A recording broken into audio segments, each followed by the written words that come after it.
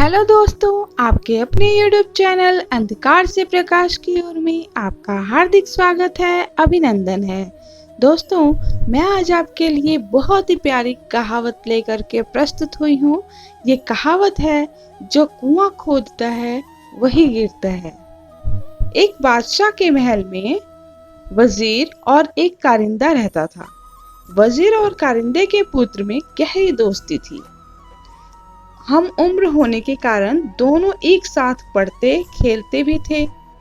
वजीर के कहने पर कारिंदे का लड़का उसके सब काम कर देता था।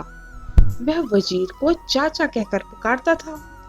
बादशाह कारिंदे के पुत्र को बहुत प्रेम करता था। बादशाह के कोई संतान नहीं थी, इसलिए वो कारिंदे के पुत्र को अपने पुत्र के समान ही समझता था। बादशाह ने उसे महल और दरबार में आने जाने की पूरी छूट दे रखी थी। कारिंदे के पुत्र के प्रति बादशाह का प्रेम देखकर वजीर को बहुत ईर्ष्या होने लगी। वजीर चाहता था कि बादशाह केवल उसके पुत्र को ही प्रेम करे, उसके पुत्र को ही प्यार दे।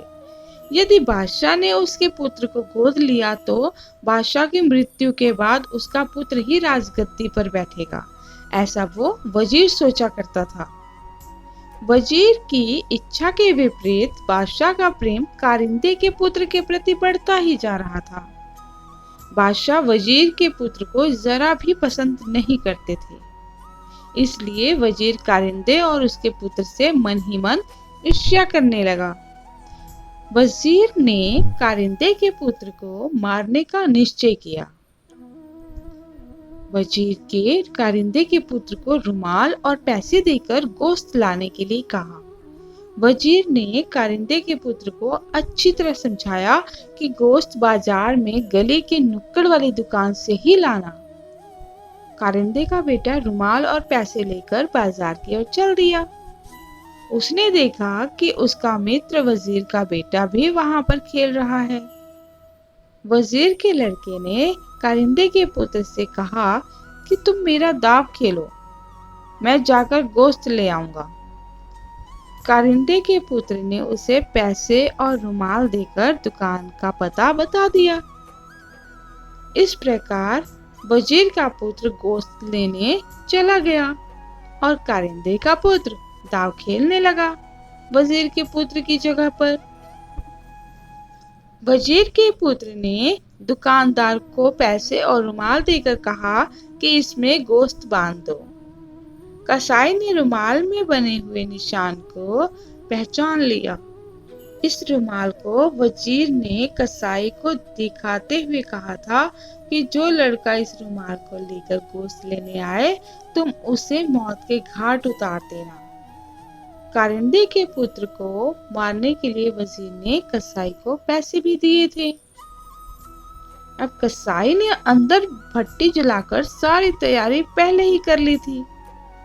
कसाई ने रुमाल और पैसे लेकर उस लड़के को वहां बैठने के लिए कहा और स्वयं अंदर गोश्त लेने चला गया। तभी वहां पर लड़का भी चला गया। कसाई ने तुरंत उस लड़के को उठाकर जलती हुई भट्टी में झोंक दिया। कारिंदे का पुत्र अपना दाव खेलकर अपने घर जा रहा था कि उसे रास्ते में वजीर मिल गया। कारिंदे के पुत्र ने पूछा, चाचा, भैया गोश्त ले आया? इतना सुनकर वजीर के पैरों के नीचे से जमीन खिसक गई, क्योंकि वजीर ने तो कारिंदे के पुत्र को गोश्त लाने के लिए भेजा था ताकि उसकी मृत्यु हो सके और वो उसे मरवा सके, बट ऐसा नहीं हुआ।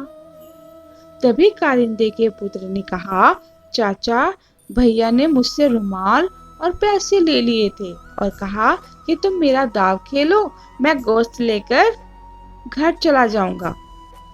मैंने भैया को दुकान का पता भी बता दिया था। वजीर की आंखों के आगे अंधेरा छा गया। अब अंधेरा छाना तो स्वाभाविक ही है ना। जब हम किसी के लिए कुआं खोदते हैं तो खुद भी तो गिरते हैं उसमें। पर ऐसा वजीर ने नहीं सोचा था कि मेरे साथ बुरा थोड़े ना होगा। तो और उसके मुख से एक ही शब्द भी नहीं निकला। अपने पुत्र को याद करता हुआ वजीर अपने घर चला गया। वजीर कह रहा था कि जो दूसरों के लिए कुआं खोदता है उसमें स्वयं गिरता है। तो दोस्तों, कैसी लगी आपको ये कहानी और हमें इस कहानी से शिक्षा क्या प्राप्त हुई?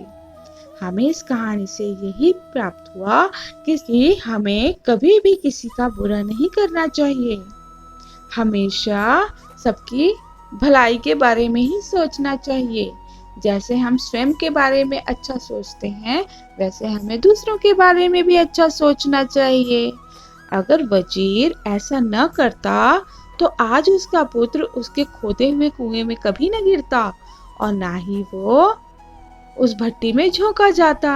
तो दोस्तों, अपना ध्यान रखें और हमेशा ऐसी कहावतों के साथ जुड़े रहें जो हमें शिक्षा देती हो। तो मिलते हैं अगली कहावत में अगली वीडियो के साथ। धन्यवाद।